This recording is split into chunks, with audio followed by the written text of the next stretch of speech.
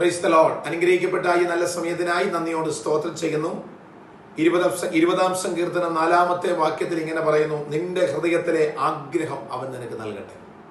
നമ്മുടെ ഹൃദയത്തിലെ ആഗ്രഹങ്ങളെ നൽകുന്ന ഒരു ദൈവത്തിന് സ്തോത്രം. നമുക്കൊക്കെ ഒരുപാട് ആഗ്രഹങ്ങളുണ്ട്. പക്ഷേ ആ ആഗ്രഹങ്ങളൊക്കെ മനുഷ്യരോട് പറഞ്ഞു കഴിഞ്ഞാൽ അവർക്കാർക്കും അത് സാധ്യമാക്കി നൽകാൻ കഴിയത്തില്ല. ശ്രദ്ധിക്കുന്ന വാത്സല്യ സഹോദരങ്ങളെ, നിങ്ങൾ ദൈവത്തിൽ വിശ്വസിക്കുന്ന ഒരു ദൈവവേദനാണോ? നിങ്ങളോട് കൂടെ കർത്താവിന്റെ സാന്നിധ്യമുണ്ട് എന്ന് നിങ്ങൾ വിശ്വസിക്കുന്ന ഒരാളാണോ? എങ്കിൽ ഇന്ന് പകൽക്കാലം നിങ്ങളുടെ ഹൃദയത്തിലെ ആഗ്രഹങ്ങളെ ദൈവത്തിന്റെ ഹിതം അനുസരിച്ച് ഇന്ന് പകൽക്കാലം നടത്തി തരാൻ പോവുകയാണ്.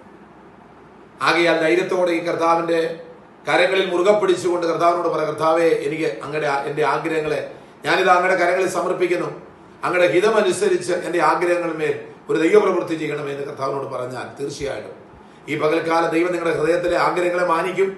ദൈവം നിങ്ങളുടെ കൂടെയുണ്ട്. നിങ്ങൾ തളർന്നു പോകാതെ, തകർന്നു പോകാതെ, വീണു പോകാതെ നിങ്ങൾ കരം പിടിച്ച് നടത്തുന്ന കർത്താവ് നിങ്ങളുടെ ആഗ്രഹങ്ങളെ സാധിച്ചു നൽകും. ആ കർത്താവിന്റെ കരങ്ങളിൽ നിങ്ങൾ സമർപ്പിച്ചു കൊടുക്കുക. ഹൃദയത്തിലെ ആഗ്രഹങ്ങൾ നൽകി വിശാലത നൽകുന്ന ഒരു ദൈവം, ഈ ദൈവത്തെ മുറുകെ പിടിക്കുക.